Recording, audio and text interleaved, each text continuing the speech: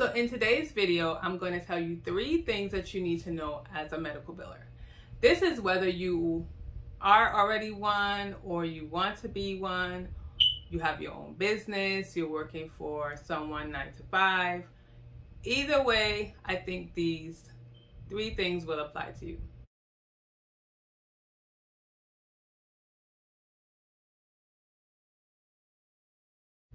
So the first one is that not all providers are created equal.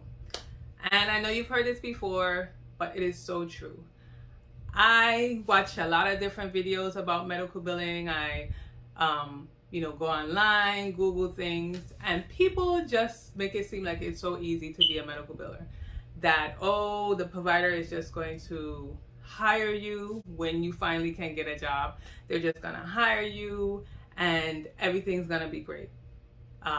Maybe if you have 1 or 2 providers, each provider is just gonna send you their claims and you're gonna send them off, and then you're gonna get paid by the insurance company, and then the provider is gonna pay you, and you're gonna make all this money. No, it does not work like that. Not all providers are created equal. So first of all, you have providers with different specialties.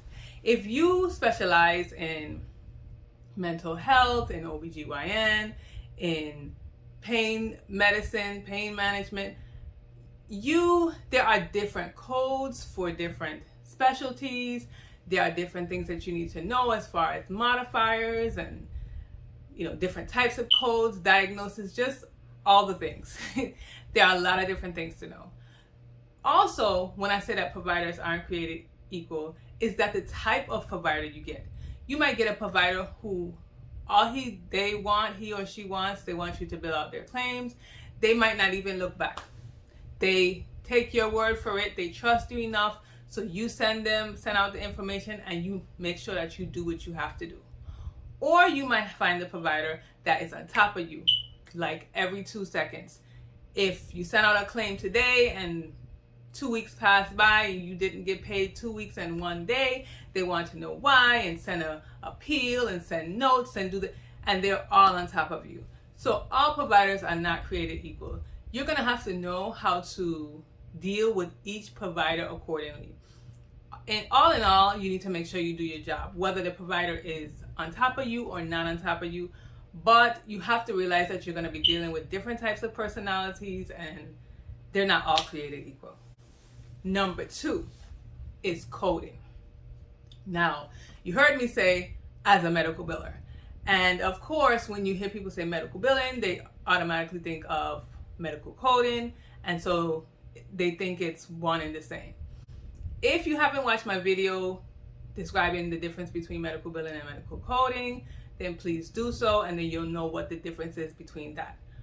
But even as a medical biller, you signed a contract with a provider, you let them know that I am not responsible for coding. They can have someone coding for them, or they can be coding for themselves. And you tell them, all I do is billing. I do sending out the claims and following up on claims and maybe even patient statements and other things like that, but I do not do coding. There is always going to be something that you have to deal with when it comes to coding. Now, when I first got my certification, I got my certification as a medical biller, and I don't really like coding. I really, really don't like coding. And I just wanted to do the medical billing portion. And so I was kind of nervous when it came to starting my medical billing business, because I was like, they're gonna somehow expect you to do coding. And for me, in my experience, you might have other billers out there who have their own businesses, and they might say, I don't do coding at all. I don't touch it, and I don't do this. But for me, I try not to touch it.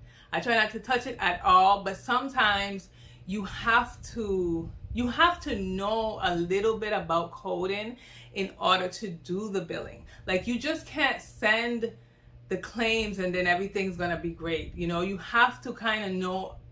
You have to know certain things.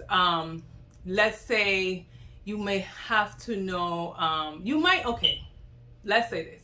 You don't necessarily have to know how to code where you will be deciphering between a code to say, well, I'm going to use this code and not this code because in the records it states such and such, and so this is the code I should be using.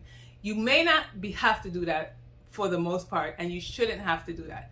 But you should have to know, how to look up codes in the book, where to find codes, what codes, what diagnosis codes go with the CPT codes when it comes to certain insurances such as Medicare. Like you kind of have to know coding a little bit. You have to have an idea of what to do, like I said, where to look them up at, how to read them and understand what the definitions are. Like you have to do that, because as a biller, they go hand in hand, where in order to get paid for certain things, you have to be able to have billed the right thing. And the provider doesn't always know what is the correct code. You might say, well, because most times a provider may be doing the coding themselves and then you do the billing. Or they might have someone who codes for them and then you do the billing. But for the most part, where I work, again for me, a lot of the providers do the coding themselves, or if they have somebody who's a coder, that person also codes and bills. So you have to kind of know about it a little bit, is what I'm saying. So the other thing you need to know is, even if you're not certified in coding, just try to learn a little bit about coding, how to do it, what it's about, and don't think that it's just going to be as easy as getting the information from the provider, sending out the claim, and getting paid, because that is definitely not how it is. And the third thing is that you will never know everything. And that is such a true statement. And you should already know that in life. But sometimes you kind of get confident in your profession and you like, I got this. So in my example, I would say I have always done billing for OBGYNs and ophthalmology. And so I felt pretty confident. I've been doing it for years, maybe like 10 years plus in those two specialties. And so I was like, I got this, like, I'm good. And then I signed on some more providers, and these providers had a completely different specialty. And so I kind of sometimes felt like, oh my God, what did I just do? Now I know there might be some people who are already medical billers and they might say, well, just stick to one specialty.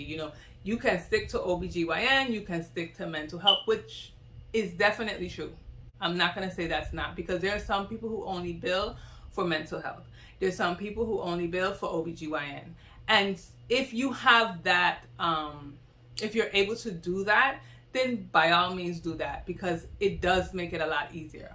However, if you want to, number one, maybe expand, your knowledge and bill for other providers, or number two, you're trying to get your foot in the door. You may have one client who is a mental health provider, but then you are trying to sign up more and you can't seem to get any other mental health providers. So a OBGYN provider comes. Are you going to turn him down? You might, if you can afford to do that. But if this is something that you're trying to build your clientele and you need the money, then you just might take it. And it's something that you have to learn. So just remember that you have to, what am I saying? Just remember that you will always be learning. And even as an OBGYN medical biller, I still am learning. Like I said, it's been years and years and years, 10 years plus, and I still learn something all the time. I mean, yes, a lot of it is repetitive and, you kind of have everything set, boom, bam, bam, but you always learn stuff. Insurances change their guidelines, and CPT changes, and ICD-9 changes, and there's just always changes. So just remember those three things. If you're thinking about becoming a medical biller, if you are a medical biller who only bills for one specialty, if you're thinking about opening up a business in medical billing, think about those three things. All providers are not created equal. Number two, there's be some form of coding, at least a little bit of knowledge you should have. And number 3, you do not know everything. So you will have to learn sometime, somehow, somewhere. So I hope this was very helpful for you guys.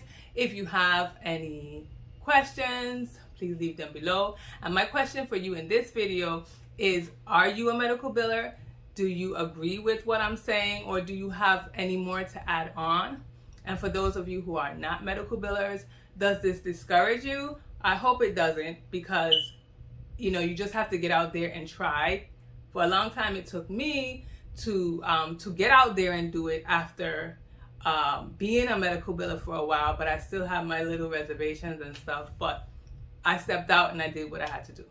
So please like this video, subscribe to the channel, and I hope to see you again in the next video. All right, have a good one.